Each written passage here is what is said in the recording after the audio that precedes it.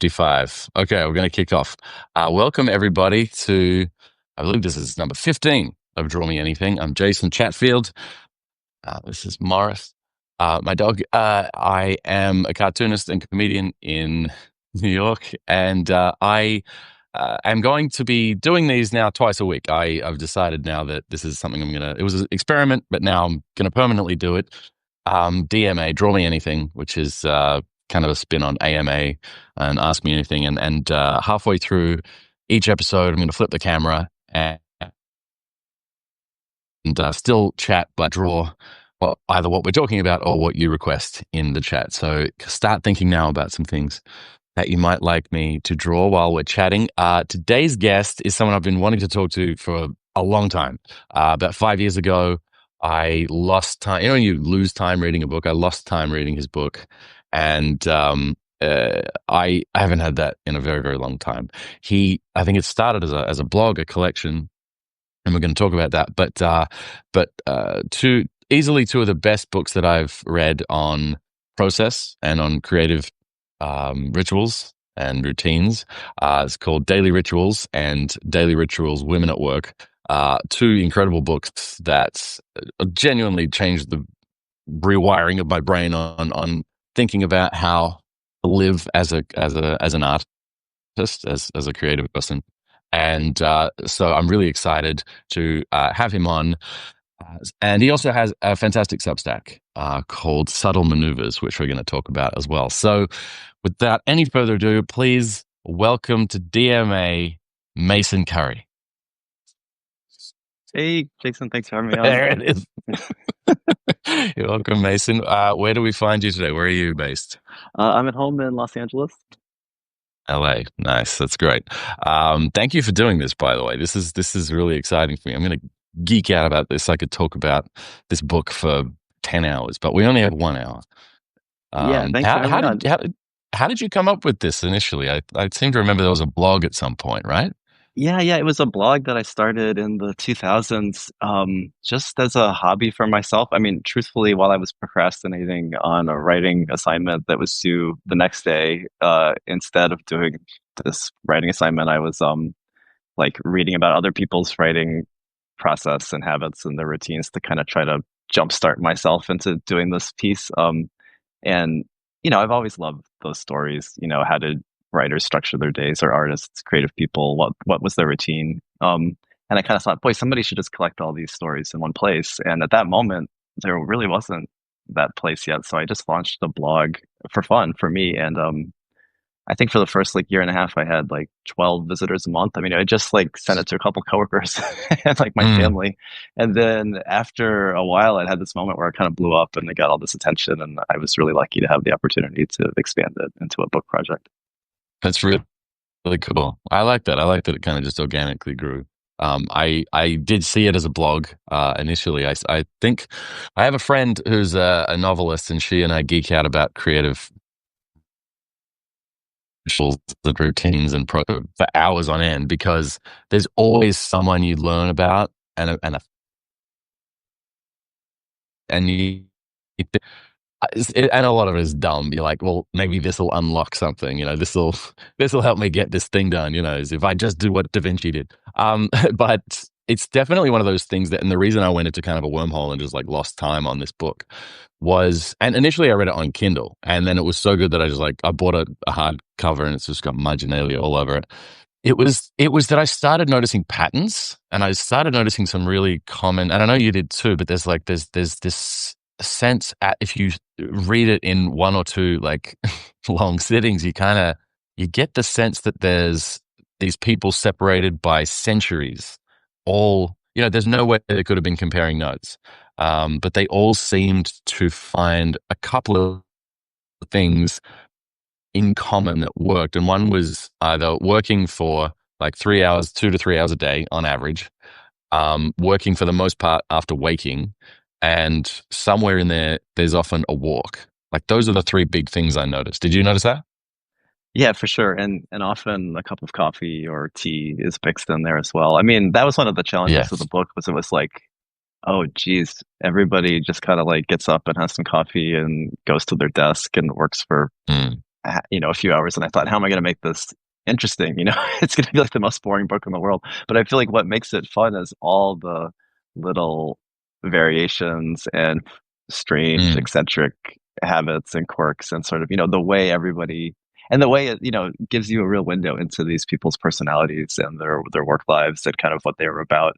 Um, I mm, found it ended up being this great kind of flexible writing vehicle to sort of get a window onto these figures, and their work. So I ended up finding it a really fun challenge to kind of like tell the story of someone's day over and over and over again with different people. But yeah, I agree with you. Yeah,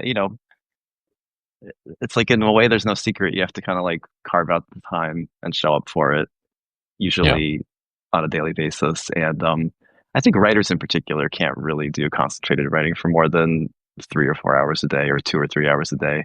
I think Right. painters and Yeah. visual artists are a little different. I think you find more painters like in the studio for 8 hours a day. Mm, And yeah, the walk, the all important daily walk, like that is such a theme throughout the book, throughout all time periods and disciplines. Is like that's where people mm. really got their ideas or really worked things out, was when they stepped away um, from their desks and got moving. Yeah. I feel like that was across every discipline, like composers and poets and artists, they all had to walk somewhere to just like clear their head or solve a problem. I know there's a Austin Kleon. He had on Friday. He had like a word. I think it's Latin something, or there's a very specific term for the act of going for a walk to figure out a problem or to let your brain figure out a problem. Have you noticed like, and I haven't seen this for a while, and we had a question in the chat from JJ. Do any writers address heavy statement pieces these days? Heavy statement pieces? What do you mean by that?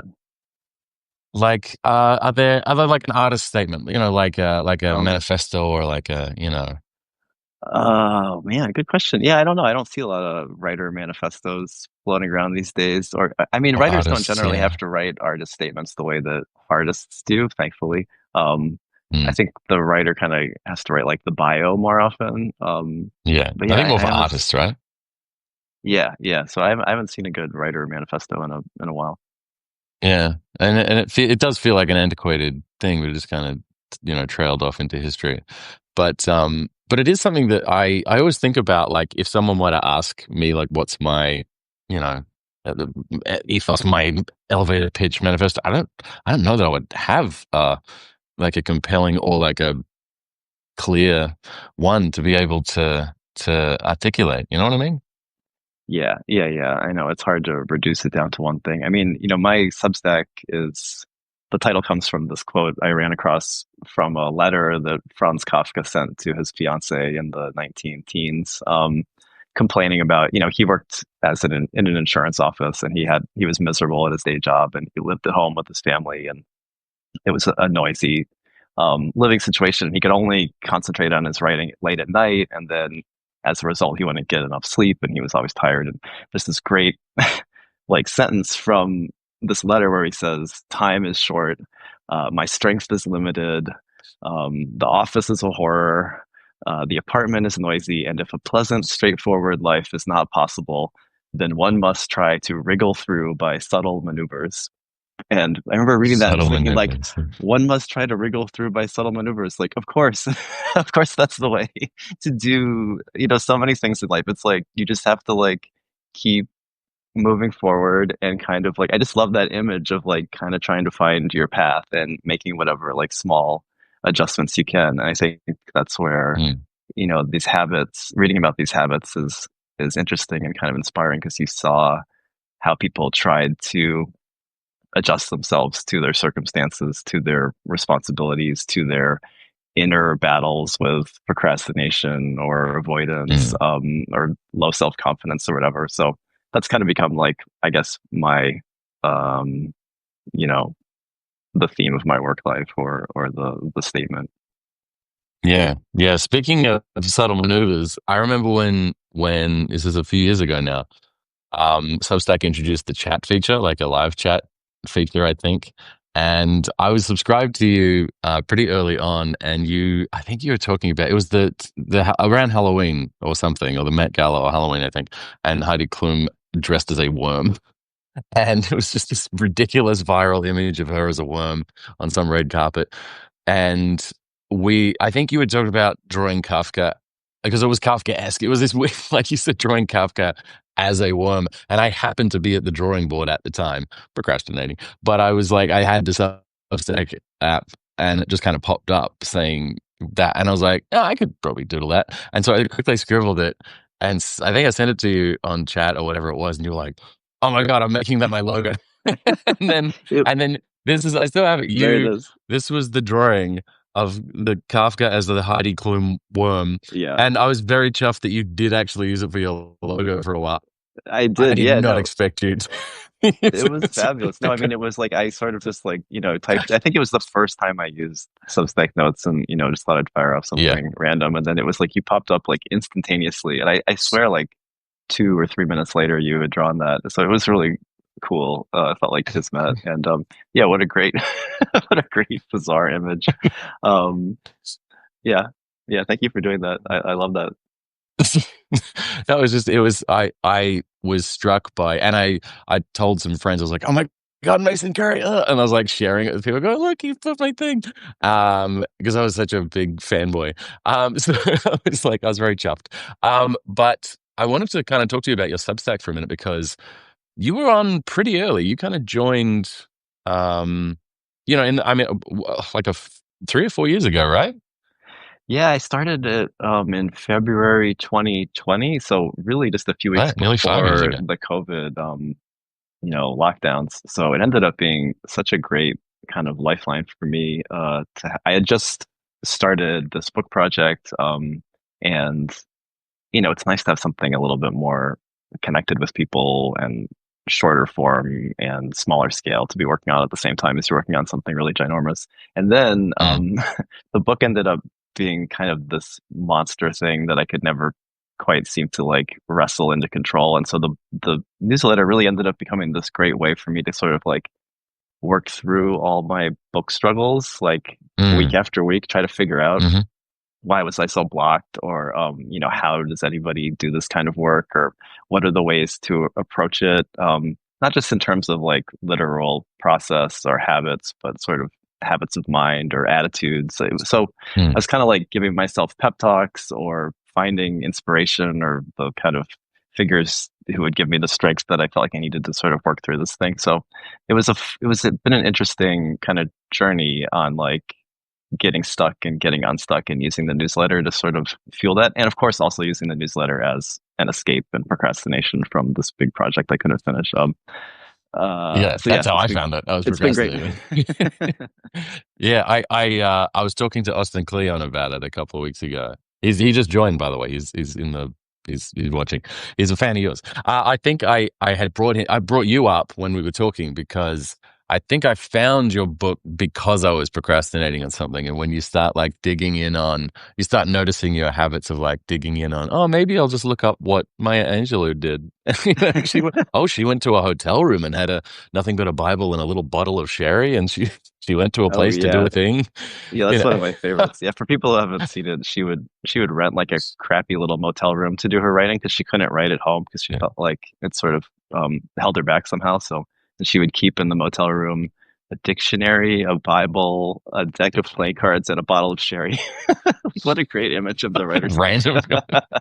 I mean, pre digital devices, it's particularly I have a sort of nostalgic for that era of just you and your sherry and your deck of playing cards. uh, I imagine the deck of playing cards was probably. I mean, like occupying a brain, like just kind of getting like in the way that we use like phone games or whatever. Like, yeah, yeah. No, I imagined her playing like games of solitaire when the writing wasn't working out. yeah, I'm sure that's what it was. Yeah, but anyway, I love the idea that the book is a sort of chain of procrastinating people. There was procrastination that inspired it, and maybe it's procrastination that helps it connect with people. yeah, the natural progression. I did notice like in your writing because when I was reading your Substack pretty early on, it was helping me too. I was on some pretty crazy deadlines, and it was nice to know that someone else was struggling with their own sort of procrastination. I was reading things. Tim Pitchell. is Pitchell. I don't know if I'm pronouncing that right. Pichyl. He did a series on the Waking Up app, purely just about procrastination and the psychology behind it and all, the why. And I know that Mark Manson did like a 4 hour podcast about it recently. But it is one of those things that freelancers, like I've been freelance for 20 years, and freelancers have to figure out like how to dance around their brain. Like they can't just brute force it. They know the triggers. They end up having to know like spatial awareness. And I can't remember if it was you or Austin. It might have been Austin. It was something called the cathedral effect, I want to say.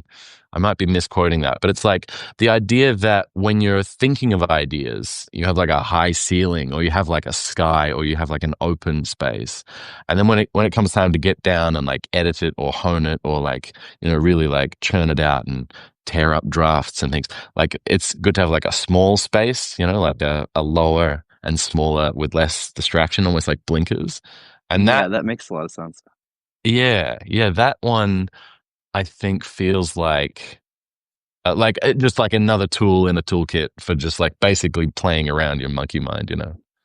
Yeah, yeah. I mean, I would Do you say have like, any do I have any like, like favorites, like favorite little hacks, tools? oh, yeah, I mean, getting up early has always been my one dumb writer trick. I just feel like if I get up early in the morning, like before the sun is up while I'm still sort of groggy, just have a Mm, certain kind of attention I don't have later in the day. And also, I think it's partly because I'm not quite awake. Like my defenses are down a little bit. My inner critic is still asleep, and I can just kind of like do the thing in a way I can't always do it later in the day. And also, mm, it's just sort of like prioritizing 101. If I just get up and sit down and get started, um, it if you get in the habit of doing that, then it becomes something you can do. It's like sort of something that I couldn't do before. If you sort of build up this habit around it, it starts to become possible. And then lately, mm. I've been hosting actually like a live uh, Zoom sort of co-working group Yeah, I for saw that. subscribers to my Yeah. newsletter. Yeah.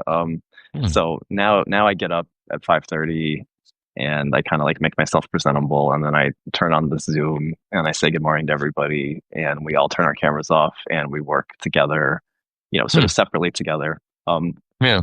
with our cameras and our mics off for 2 hours, and then at the end we all come put our cameras back on and kind of say how it went. And there's a little spreadsheet where you can put in what you wanted to get done and what you got done, and that's been a Mm, cool ritual for me. It's actually the spreadsheet is like the greatest thing because you can look back at your entries, historically, and see all the times you wanted to get this thing done, and then the next entry is didn't get it done, and then the next day mm, like really have to get this done and didn't get it done. And then I remember those periods and thinking I'm never going to get over this hurdle, and then you see evidence of yourself having gotten over all these hurdles, and you can kind of see this sort of cycle of like hitting a wall, feeling stuck, right. setting these goals, not achieving them, and then actually over time you do achieve them, and then you move on to the next one.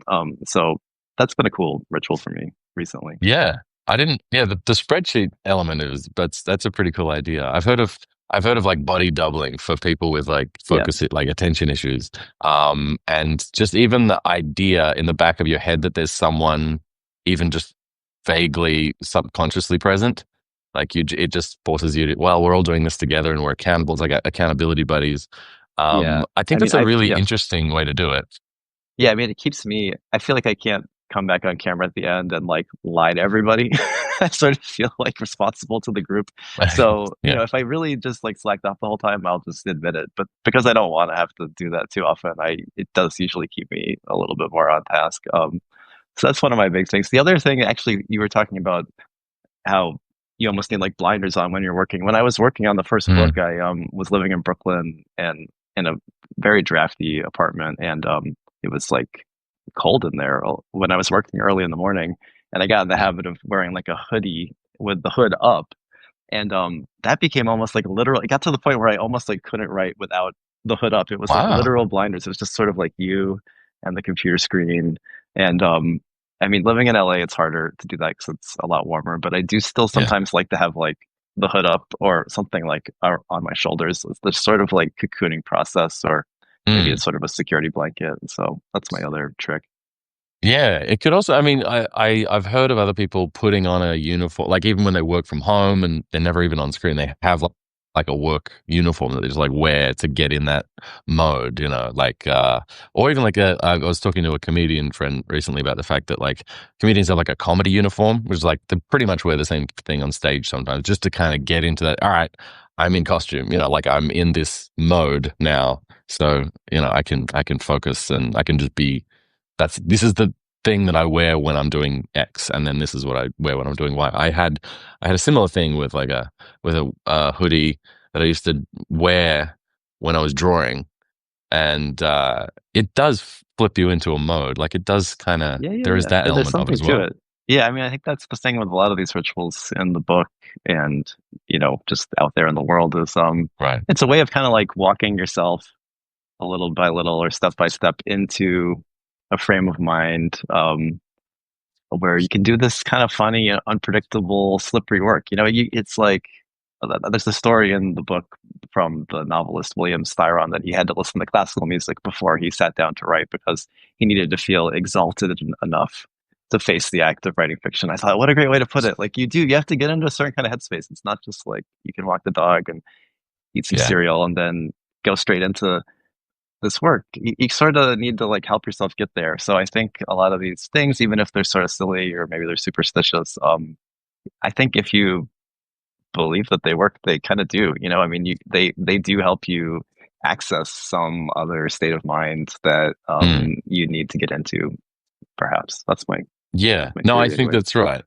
I remember, I don't know if it was Cal Newport in Deep Work or if it was James Clear in Atomic Habits, but he calls it priming, I think. Mm-hmm. And um, as Austin just said, I think the sillier the better, honestly. Like the whatever silly like superstition you have about like, oh, Yeah, and not in like a conditional way. It's like, well, I can't write without my hoodie. Like, yeah, not where it yeah, becomes like a yeah, roadblock. But if it's like, oh, this is a thing that I do to prime ahead of doing the thing, like yeah. that can kind of just trick your brain into getting into that mode. I It's think that also kind works. of it's also kind of a little rebellion. You want to sort of rebel against the normal like day to day. You want to like plant your flag, as like I'm gonna do, like I'm gonna honor the side of me that is has weird ideas that Yeah. maybe seem really dumb when I first bring them out, but I'm gonna keep working on it because they go somewhere. So yeah, there's something to like the being eccentric and letting yourself be eccentric that I think is like true to the spirit of doing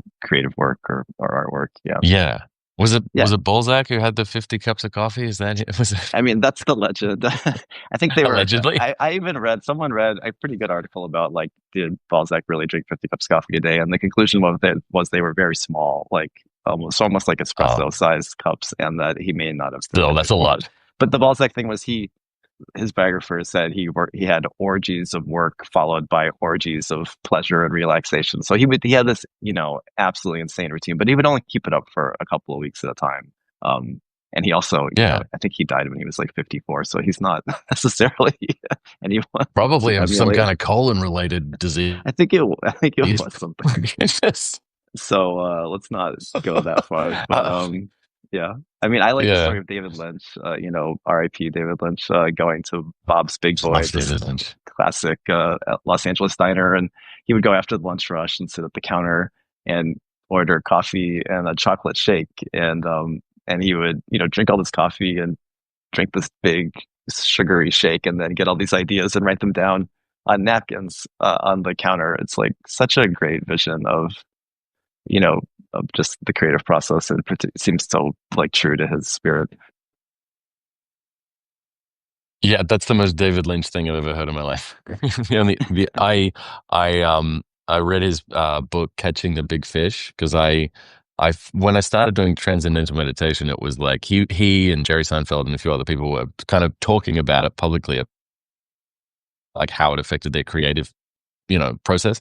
And I noticed with him, especially in that book, about the way that he just kind of decides to go and do something like that, just like a thing that seems to work. And then he went, oh, I'll just do that every time I'm going to write. And then he goes there and he just has that, he repeats it and kind of captures wherever the muse is, like the Liz Gilbert Big Magic muse, if it's just flow Yeah, yeah, yeah. around, it's there, and that's like, hey, capture it for. I written about this a little bit. I don't recently. I haven't mentioned it, but I did the syndicated comic strip for 16 years, and that means you have to do a comic for every single day of the year.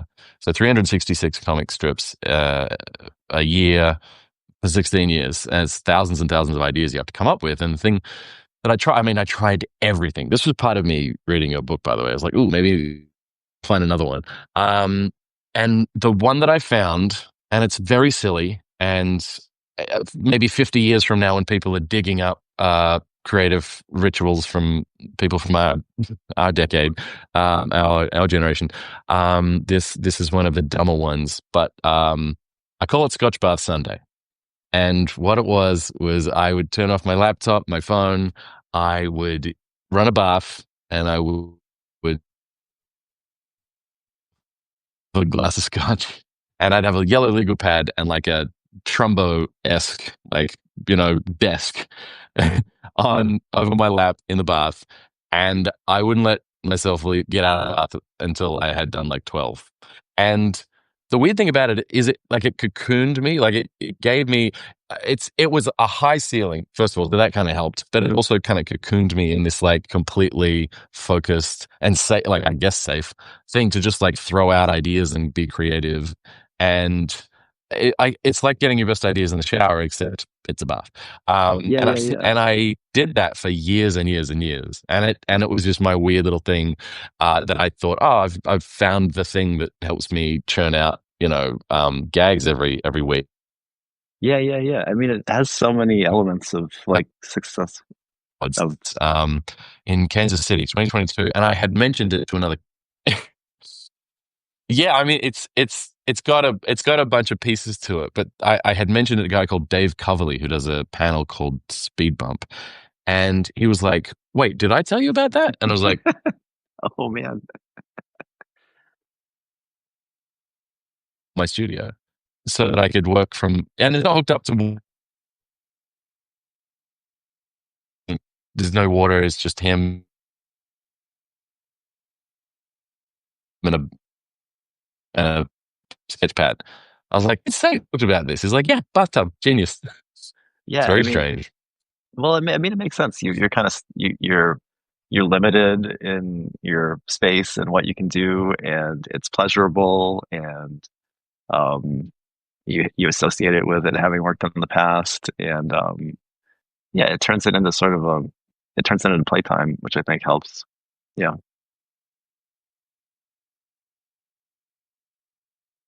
Yeah. So about this time in the stream, I flip the cam and scribble while I'm talking to you. Don't think I'm not paying attention. I actually pay much more attention while I'm drawing, my hand is occupied drawing.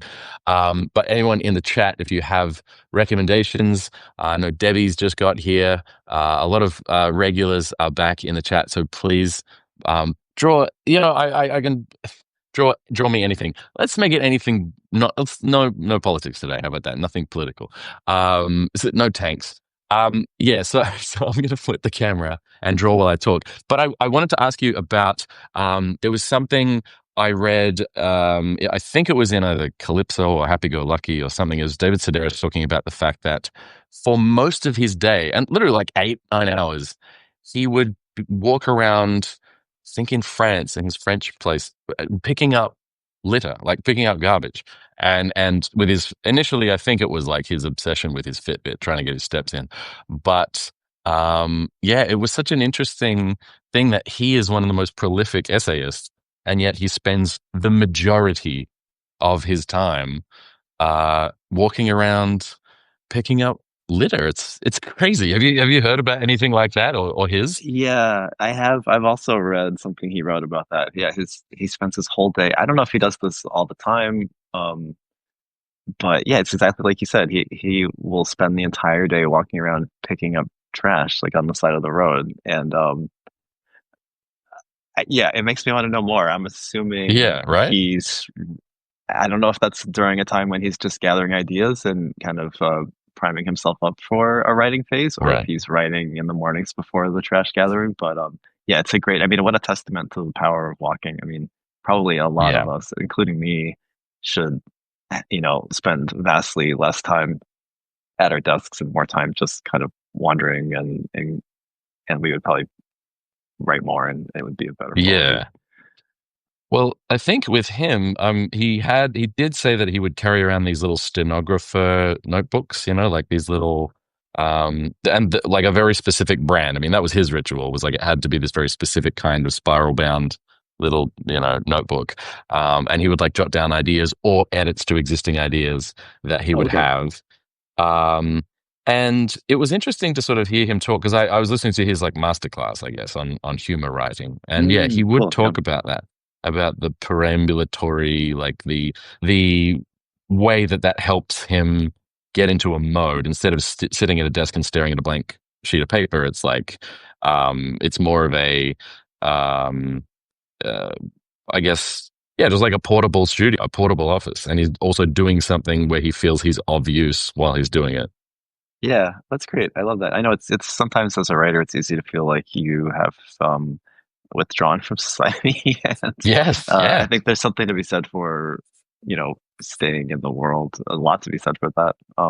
I think that's a cool way to do it, and yet still be sort of in your own head. He gets to do both, so that seems great. I'm loving this drawing, by the way. Someone requested watercolor painting in the bath, which was, by the way, the Scotch part of Scotch Bar Sunday, I had to really limit the amount of Scotch because eventually I was I gonna was like, ask. yeah, I was very Churchillian at one point. I was like, yeah, maybe lay off the Scotch. But it was definitely a moment there. I was like, all right, I'm going to have to limit this to one or two glasses. It did help, though. It helped get my brain into a mode. Um, Yeah, I've the, never been able to do that, but I guess some people can. yeah, what was it? Hemingway, write drunk, edit sober. I mean, it didn't work out so well for me in the Yeah, end, I but don't know. A lot of those Hemingway quotes, he was a great myth miss it. maker. I think he loved to Yeah, service his own myth.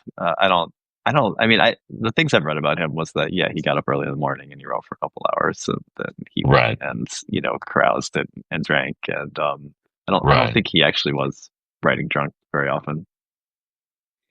It does sound like one of those romantic writerly things that people come up with and say, well, Hemingway did it, even though he never did it, and it's been misattributed to him, and they're just trying to cover their drinking problems. Yeah, yeah, for sure. Um, What are you drawing now? It's a bat. I got a request for a flying dog, which I'm realizing now looks very much like a bat. Uh, I often but see photos of fruit bats, and they look a lot like my dog. So I think there's really, something what there. kind of There's dog some do you have? kinship. It's a little Chihuahua mix. Uh, He gets a little irritated when I'm on the phone or on calls, so he's in another room. But he's a cute little, like 8 pound oh my gosh, Chihuahua eight Terrier pounds. mix. Yeah. That's so cute. Yeah, Morris is 40 pounds. He's a monster, but he's dense. He's very like this is him. He's currently just farting behind me, sleeping on the couch. I He yeah I yeah, yeah I always thought I wanted a dog about that size, and then we ended up adopting this much smaller one, and I love it so much. He's very portable. I have this great little shoulder bag, and I can take him to the corner bar, and he's like kind of a local celebrity. He makes it around. what did you So call it's him? Uno. Oh no, nice, Yeah. nice. I love drawing chihuahuas. I would be whipped and killed if I didn't by my co-author if I didn't plug my book. You're not a real dog Mm, owner until, which just came out, and I I've saw been that. sketching people's dogs in the inside cover. Ah, so So cool. if anyone wants one, hit me up at DM me, and I'll send you one with a dog in the inside cover. Yeah, But I'm gonna DM and you. I'll That send sounds you one great. too with if you send me a picture of your chihuahua, I'll send one to you. Oh, 100%. I'll send you 2 dozen pictures of him. Yeah, I mean there is actually We one of the dogs in there. I mean that's a chihuahua right there. That's my little terrified chihuahua. Sorry, I cut you off. What were you saying? we actually, my wife and I commissioned an Uno portrait, a watercolor portrait by an Instagram artist who was doing pet portraits, and we got it Amazing. framed, and it's one of our prized possessions. It's I actually over love that. our little home bar. There's a little Uno watercolor portrait. So That's so cool. yeah, Who did you get to yeah. do it? Her name is, oh boy, I'm gonna blow it now. Olivia, and now I can't remember her last name, but I feel like her Instagram is something like or no, Olive. Trolley's by Olive. I'll find it and share it. Sorry, I'm Yeah, butchering cool. it. It's Yeah, I'll write up like a recap of our chat, and I'll put a link in the bottom for yeah, anyone who wants to look at that. I yeah. I I love that there is an industry for doing pet portraits because it's such I a do too. cool. Whenever I see them, I'm like, it's such a cool thing. There's an artist. Her Instagram is Kelly Grooms NYC, I think, and she's a groomer, a dog groomer, but Oh, cool. she's also a great painter, and she does these amazing pet portraits. And I didn't even like I looked at her Instagram, and they're incredible. And I feel like such a fraud whenever I draw a dog. She just like nails their personality every time. Yeah, I mean, I also like it as a money-making thing for artists, like Yeah. thanks to the internet and Instagram, now you can like make a little extra cash. I mean, I don't know if you know that's the subject of my next book is like how have writers and artists historically like funded their creative lives. So I'm always curious for those kind of Mm, stories because I feel like that was the question that was really kind of hovering over the Daily Rituals books was yeah. like, these people who have these elaborate perfect routines with Yeah. set periods for walking and napping and socializing and working and it's kind of like, well, how did they afford to live like that? Oh, Yeah. my wife just chimed in the chat with the name of the artist who did Uno's portrait. Um, Oh, so fantastic. yeah, so anyway, the the new book is more stories of writers and artists through history, but now instead of looking at how they structured their days or organized their time to do this work, it's about how did they fund it, through day jobs or patrons or mooching off of family members or more kind of outrageous schemes. So Outrageous it was, schemes like you Ocean's know, 11. like yeah, like or like shoplifting, all sorts of things. Shoplifting. There's a few. So that comes out next year in March, and I'm just sort of I really like just finished it like 6 or 7 weeks ago, so I'm sort of Oh, you caught me at a good congrats. moment. I'm just sort of like coming out of my long Monk mode. withdrawal from society, Ye- yeah, and starting to Yeah. like dust myself off for uh the real world, like the public facing world. Nice. I noticed your wife Rebecca said that it was Olivia de Racat who also does work for the New Yorker. I know her work. She's fantastic. Great on Instagram too. Yeah, I think I don't know how often she opens up for pet portraits, Right. but I Right. highly recommend it. It turned out so great. It's really touching. So Yeah. she's good Um at work. So got a request for a large animal in a small bathtub, but the proviso was it was someone said it was very Chuck Jones, like a Warner Brothers cartoon style. Yeah. I went to the Chuck Jones exhibition in Queens at the Museum of the Moving Image, and they also had a thing on the wall about his routines and his rituals. It'd be a really interesting one. If you ever did like an addendum or a second edition or a um like an addition to the blog or something. Like he's a really interesting one. He was a fascinating guy. Oh, terrific. Yeah, I mean that's kind of how I use the newsletter too. It's partly me working through my own neuroses, but it's also my place to share this stuff that I am continually still finding. There's no way to have fit it all in the books. Right. So yeah, I'll look at that. That could be a great newsletter issue. And I do sometimes dream about doing like a doorstop edition of Daily Rituals where I take, the 300 plus people that are in the first two books and add another like three or 400 more and make it like a Yeah. giant, like encyclopedia reference Like work. tools of Maybe, titans of rituals. yeah, but I like how they're very short and kind of encyclopedic. So I like the idea of maybe someday doing something like that, but That's a good idea. Yeah.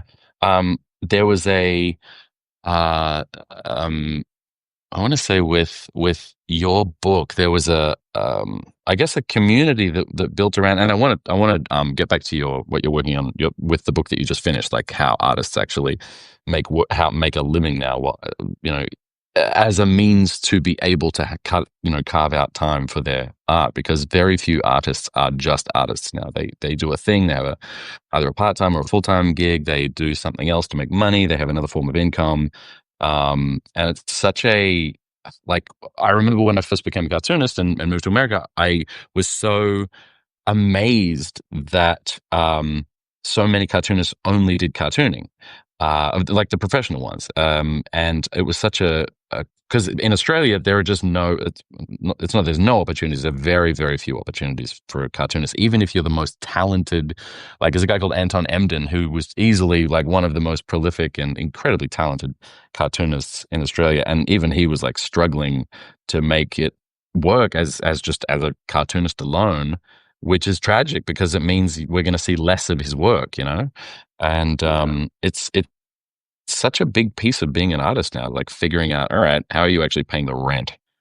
Yeah, yeah, yeah. No, I mean, same. I've always been fascinated by it. And I don't know, I think the way my brain works is I want to know how people did it through history I mean, I like reading about how Mm. contemporary No, I people love did that. things, but I really like looking at sort of the lineage of artist struggles or artist funding efforts. So I really focus more on, yeah, historical figures from the last few centuries. And I think there's Mm. something for me validating about seeing that it's really been something that creative people have always struggled with. And Yeah, just trying to get a handle on how to approach it. You could be tortured like Kafka with his day job, or you could treat yeah, it as a kind of opportunity. You can try to tailor your work to the marketplace and see if that is a way to kind of, make everything come together where you're doing work and you're getting paid for it, or you can really refuse to compromise your work at all and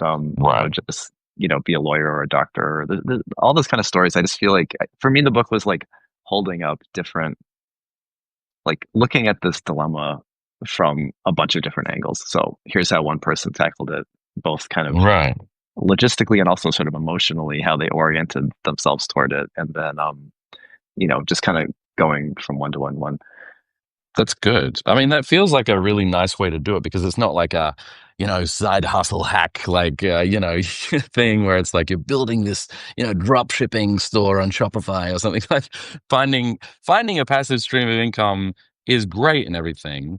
But it's also like, yeah, you're also a human and you're a creative person. You have to actually, not everyone can be Gary Yeah. V.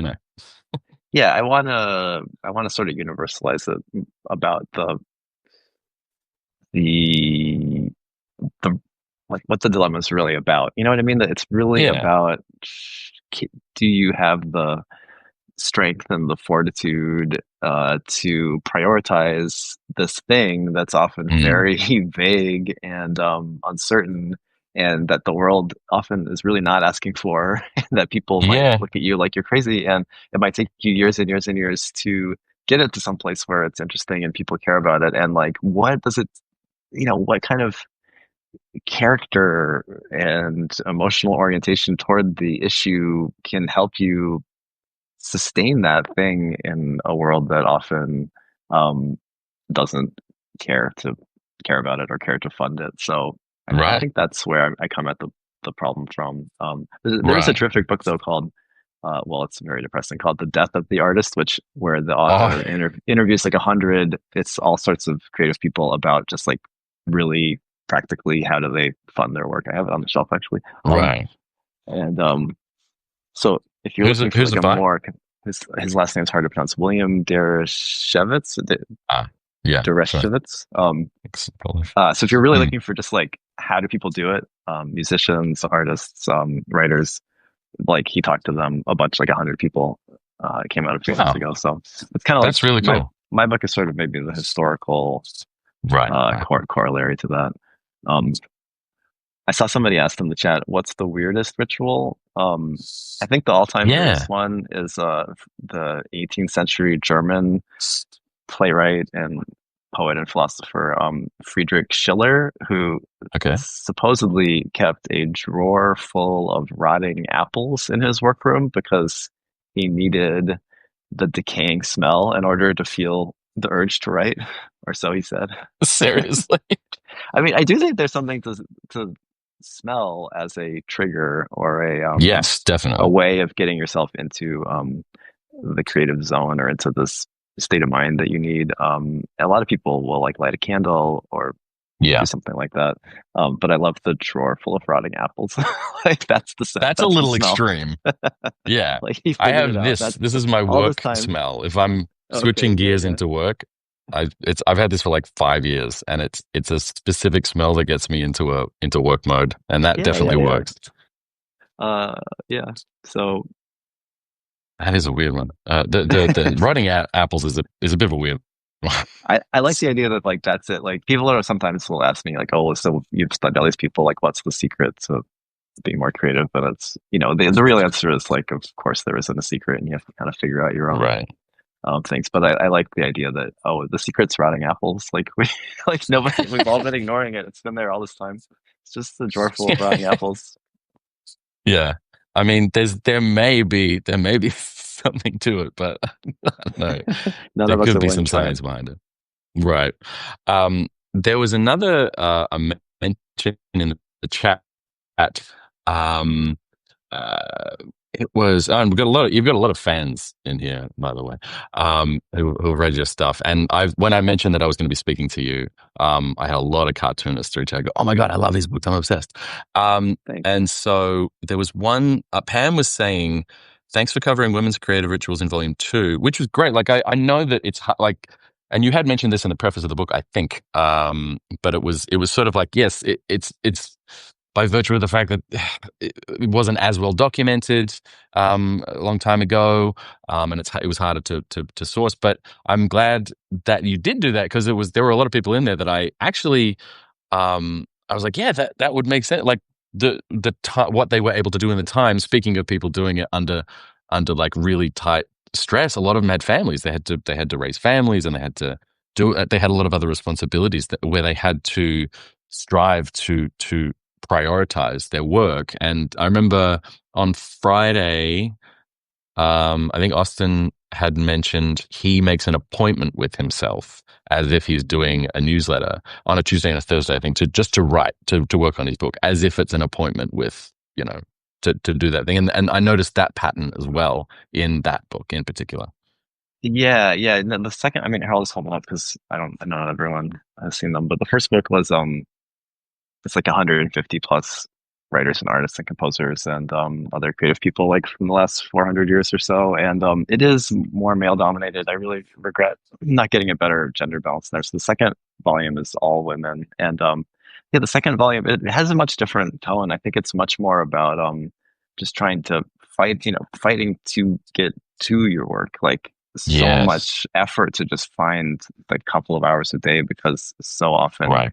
these women were fighting against, like you say, I mean, they had family responsibilities and they were often in a society that didn't particularly care what their creative passion was and was sort of actively obstructing it. So it's less the sort of like quirky, elaborate routines with all these fun, eccentric details and more sort of like carving out 2 hours here or there and how Yeah. they Right. did that and how and there's a lot of stuff that's quite harrowing. I mean, there are a number of Mm. artists who ended up like kind of abandoning their role as a mother or as a parent to prioritize their work. And I mean, you can read a whole book about these dilemmas that people how they Yeah. solved them and there's actually a lot of kind of tragic stories, but also there's a lot of figures that I didn't know much about them before working on the book, and so I hope the book helps people like discover all these amazing artists who haven't gotten as much attention or renown Yeah. as the people in the I, first book. Yeah. I certainly did. There were people in there I hadn't heard of before, and I was happy to find them. And then I went and looked up their work after the fact. It was great. Yeah. Thanks. Yeah, we're only got 10 more minutes, so I wanted to mm, uh, cut another. Pam said, "Love that, making an appointment with yourself to do creative stuff." Yeah, and then just watch the excuses arrive and start with writing those. um, Pam just asked if we can add Anne Telney's. Pam, I already had Anne on a little while back. You can watch the replay on the archive. Anne is fantastic. I'm going to have her back on, but not right now. So I'm going to finish up. I really want people to, first of all, subscribe to your Substack. It's fantastic. Subtle Maneuvers. You can actually follow, if there's a button just at the top of Mason's head there with the subscribe, you can just tap on that where his name is, and subscribe to his Substack. The other thing is, I really want to know when that book is coming out, when your next book is due. I know you just turned it in, so Yeah. No, yeah. it's March 31st, 2026. So Stay Wow, that's tuned. exciting. Yeah, it is exciting. Yeah, I mean, we're Yeah, already like starting the process of talking about publicity and stuff. So it went from being like still I'm like desperately trying to finish it to it being this like real thing that we have to talk about promoting like really fast. So I'm sort of have a little bit of whiplash, but I'm excited. I'm relieved that it's done. Yeah, yeah. Thank you. there's there's definitely an obscure German word for the feeling of relief of getting a book done and turning it in. Yeah, it's like sort of like I don't know. It's like growing another limb or something. It's Yeah, something you're not sure you can do. And then totally. when it's done, it kind of exists outside of yourself. I don't quite know. I guess maybe it's like giving birth. Yeah. Yeah, I mean, it feels like it sometimes. The genuine, I take it with a grain, but but it does feel like you're birthing something into the world out of out of pure out of putting a piece of yourself into the world. And I'm doing that right now. I'm of the second book that is coming out is called "You're Not a Real New Yorker" until, and so I'm doing the pages for Oh, that as cool. soon as I hit end on this, Yeah, I because actually they're wanted to ask, yeah. what's your routine, your daily routine? Because you're doing these videos and you're pretty active on your Substack, and then I know you're working on books and doing your own work. Yeah. Do you have a strict routine you follow? It's not super strict, but I do work by a calendar. That's the big one. I live by my Mm, calendar. Yeah, like I think if I didn't have that to kind of give me a sense of like the shape of time, I probably I'd just disappear and like nothing would really get done. yeah. As far as like routines and rituals, I do have, little routines like the smell and the, putting on a uniform. I put on shoes. That's the thing. When I go to even when I'm inside and I'm working, there's something about wearing shoes that That makes me at work. I don't know. Yeah, yeah. A lot of people have. I've seen a lot of people say that. Yeah, I did a post recently. There was this great Instagram thread. This woman who's kind of like an ADHD coach on Instagram Right? asked Yeah. people to share their most unhinged hacks for making themselves get things done. And it's like, I mean, Mm, I think there's over 1,000 comments, and it's the most wonderful catalog of like human ingenuity. Like, how do people yeah. get themselves to do stuff when they don't feel like it, or when they don't have the kind of neurology, the neurobiology to do this particular type of work. And it's things like that. It's like wearing your shoes in the house, or it's a number of people said race the edible. So they take an edible and then get everything done before Seriously? it kicks in. I mean, I wrote about it on my Substack. It's like my most popular post, so it's easy to find. And I think there was a lot of overlap between that and the Daily Rituals books because Mm, not in the ADHD sense, but just in the sense of like it's hard work and it takes discipline and it takes always being your own boss and kind of like you know hustling yourself into doing this. And hopefully some of the time you want to do it and there's a wonderful flow, but other times you have to kind of like trick yourself into doing it. So yeah, it was just fun to see the overlap between those things. yeah. No, I think that's absolutely true. A lot of people with ADHD, they're sort of swinging with a weighted bat. They're working. Their mind is already behind, so they are trying to trick their brain using the mechanics of what they understand the neurology to be. Like, well, all right, I know that my dopamine system is going to work differently, so I'm going to I'm going to break these things down. I'm going to build rewards in. I'm going to set timers to make it challenging and novel and interesting. I'm going to do all these different things to kind of basically game or gamify the the experience such that I'm going to be able to stick with it instead of just being completely distracted by the next thing and cleaning out a kitchen drawer, as Pam says. Yeah, yeah, 100%. Yeah, no, I mean, I find it actually very inspiring, and I got a lot of good techniques and tactics out of it. Yeah, that's great. Well, I'm really looking forward to your book. I'm excited about it. Thank As you, soon as appreciate it's it. up for pre-sale, send me the link. I'll send it to everybody, Yeah, I will. and I'll definitely be getting a copy and disappearing into that one too. So thanks for that. And yeah, and everyone subscribe to Mason's Substack. It's Subtle Maneuvers, and with the little Kafka logo.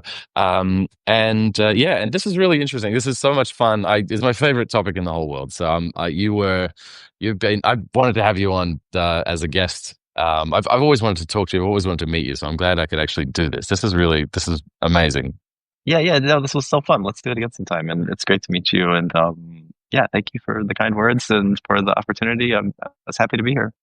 Of course. All right, we'll get you back definitely. All right, thanks, Mason, and thanks to everyone for joining and for your requests and your sketch requests and your notes. The replay is going to be up tomorrow, and we'll have all the references of books we referenced and all the different blogs and stuff. So keep an eye out for that. Thank you so much, Mason. I will talk to you soon. Okay, yeah, talk soon. Bye, Bye. everybody.